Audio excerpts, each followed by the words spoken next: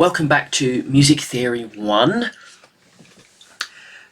We are looking now at Chapter 5, Semiquavers and Beaming. We are returning to the wonderful world of rhythm.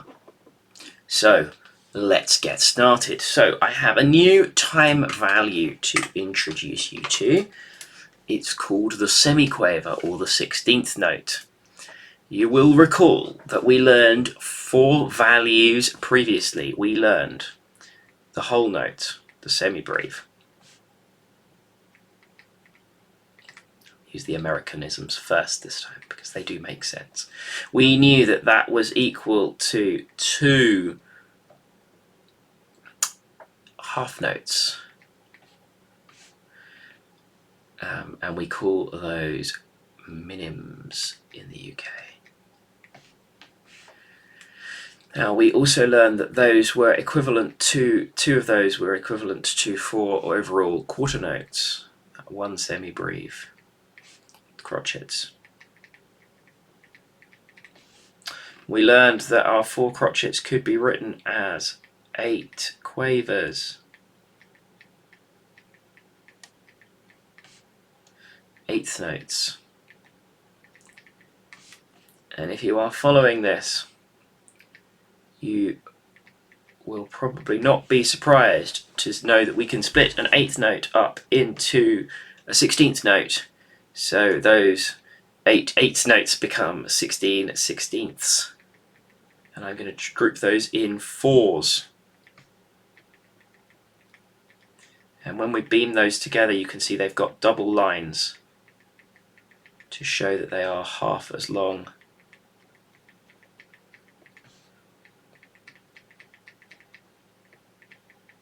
These are called semiquavers.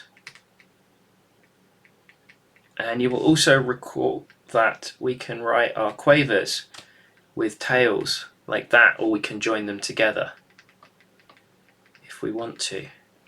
And similarly, we can write our semiquavers with double tails, and it's a little bit tricky to handwrite those curvy.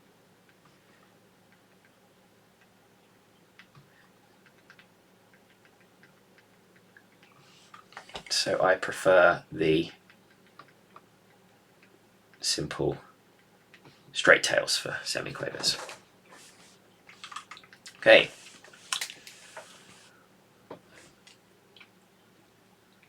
So these each fit 1 quarter note would be equal to 4 of these new semiquavers that we've learnt about, like so.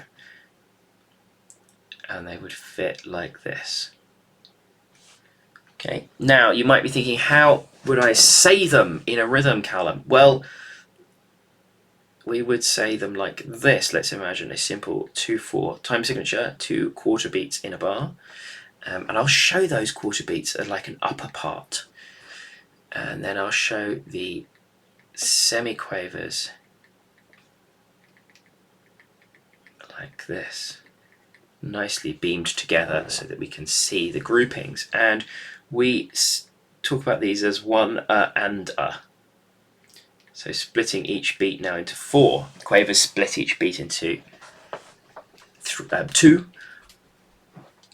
But now we've got 1 and a. So 1 and a, 2 and a. Now of course we can mix and match a little bit. So again, I'll show the beats as quarter notes on the top, but let's mix and match a little bit. Something like this. Just a very simple rhythm. Something like that. This would be 1 and a, 2 and.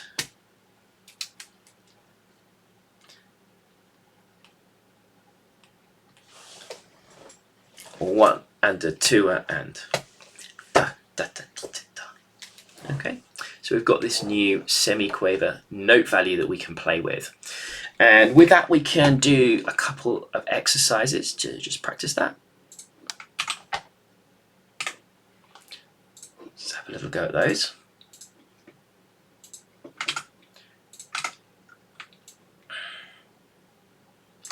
So as we've just discovered, this note is called the semiquaver, or 16th note. And there's nothing stopping you using numbers.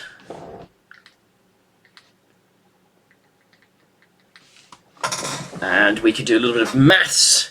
So how many sixteenths fit into 1/4? How many semiquavers fit into 1 crotchet? Sometimes we call them semis. That would be 4 of them. And notice that the thing we're fitting into is doubling each time, so we will fit 8 of these in a minim and 16 of them in a semibreve.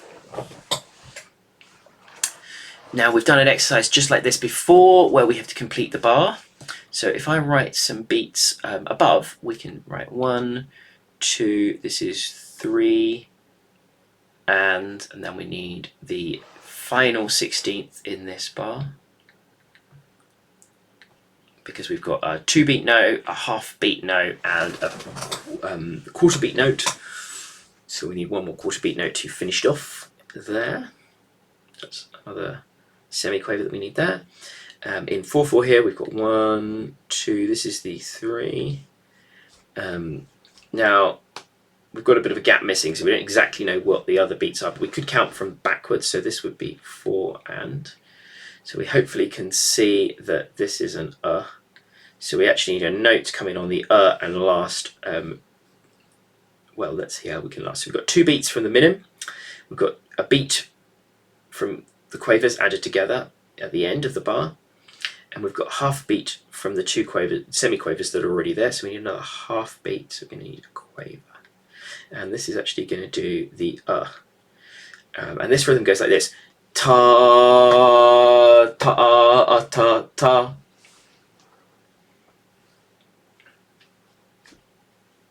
But the maths does add up. And here you can see we've got a nice beat in 2/4 at the end. So this is going to be beat 2. This is 1. But this is 1, and then we need something on the and. So this is going to be a quaver, because it covers the half beat that is missing.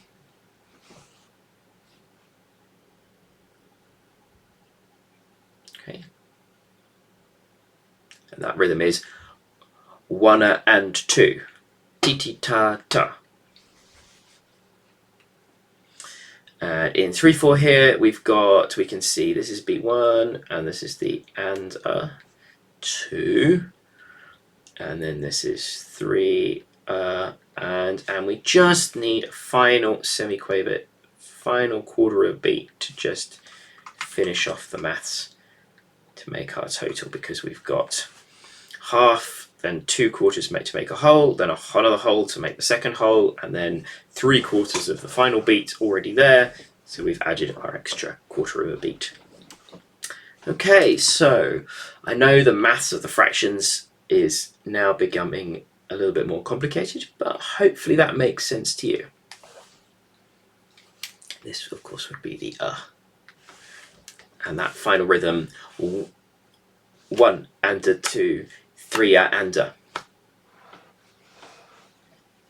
Now that note at the bottom is quite important. Notes with tails are often joined together to make things easier. And there are 3 reasons that we either join or don't join notes together. So we call these the beaming rules. Let's go through them now.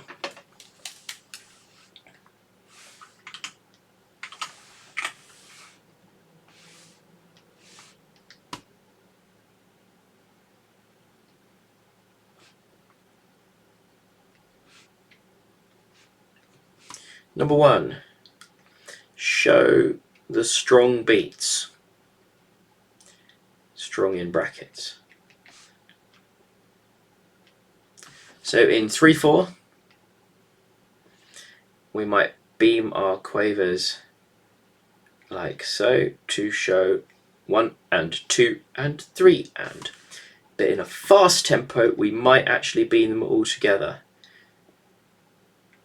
So if we're in a fast waltz, we might go 1 and 2 and 3 and 1 and 2 and 3 and 1 and 2 and 3 and. Where really only the 1 is very important, so we're showing it like that. Both of those would be allowed. In 4/4, because we have the 3rd beat is also strong, there is a strong tendency to beam the bar in 2 halves. So we could have either of these options, This one shows all 4 beats quite clearly.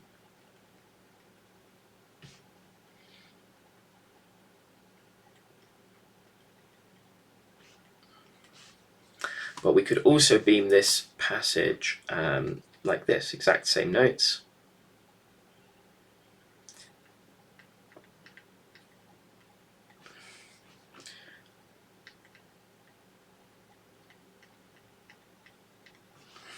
Okay. 2. Never beam over 2 and 3 in 4/4. So this is illegal.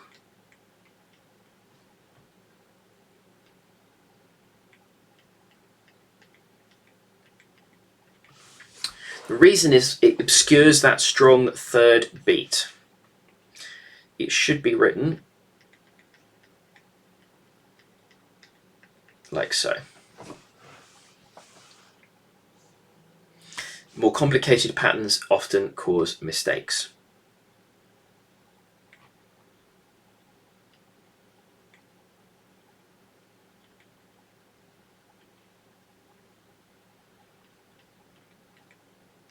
So this does in fact add up to 4/4, but it is wrong. It is unclear where the strong beats are. It should be written like this.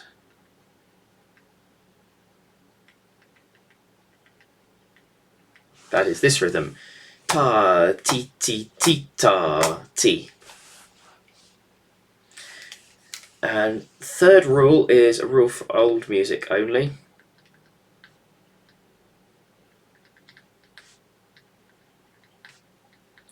Separate beams for separate syllables.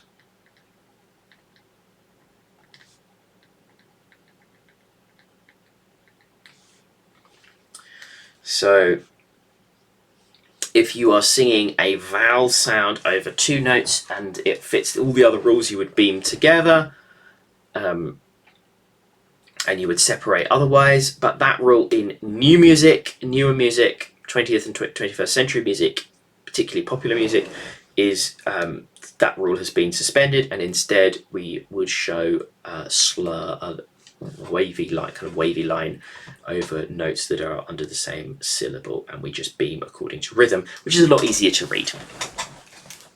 But you might see that rule, so I mention it here. We're not going to see it in grade 1, so you don't need to worry about it, but in repertoire, if you're singing, you might see notes you think shouldn't those be beamed together, and the reason they aren't is because of the separate syllable rule. Okay, so with that in mind, we should be able to complete our beaming exercise, which is coming now.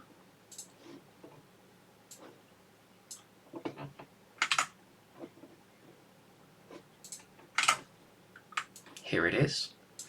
So join up the quavers, the 8th notes, and semiquavers, 16th notes in these pieces of music according to the rules. The example there, really nicely showing how it should work. So in A, now notice we need to copy all the signs. So the bass clef, it's in 2/4. That G crotchet should stay where it is, and then here we're in 2/4, so we want to beam beat 2 nicely together, like so. And that goes like this: Sol, la, ti, do, fa. And we've got another bass clef example here. This is good bass clef practice for all of you treble clef only readers. So that G at the beginning stays everything like it is, and then this little pattern here is beat 3, so we beam it together nicely. Lovely little classic palindromic rhythm.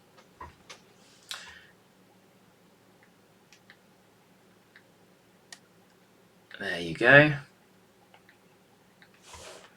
I really should give that a double bar line, showing the end of a section. And that goes like this.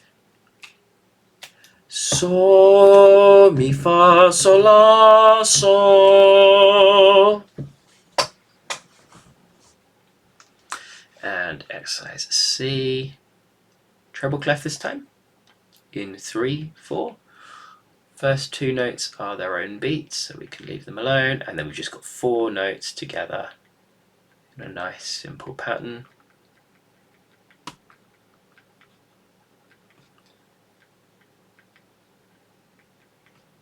There we are, everything's good. Let's neaten that ending up a little bit. Oh, terrible handwriting from me. And that goes like this. I'm going to sing it at tenor pitch. La, do, mi, re, do, ti, do, la.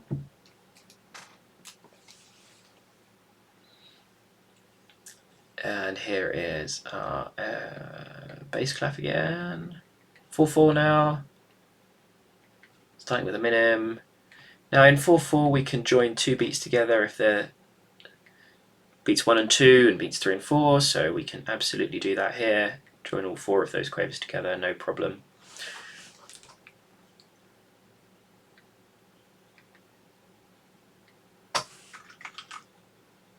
Oh dear, my handwriting is slipping. There we go.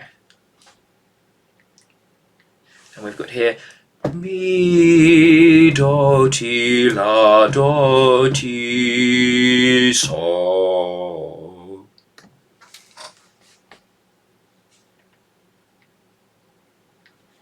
And our final example in 3/4. Those 2 notes at the beginning should be beamed together because they form beat 1. C is fine on its own. And these notes beam together. Let's just make that a little bit neater, a little bit clearer. C, there we go. And then there we are. Okay. And I thought before I finished the video, which is where we are, I thought I'd write where the beats are in these passages so you can see the rhythm nice and clearly. This is really good for your practice. So that is beat 1, this is 2, and 1, 2. This is 1. Oh, let's do it on the 1, 2, 3, and then the and is covered in the quaver, so this is 3, 4.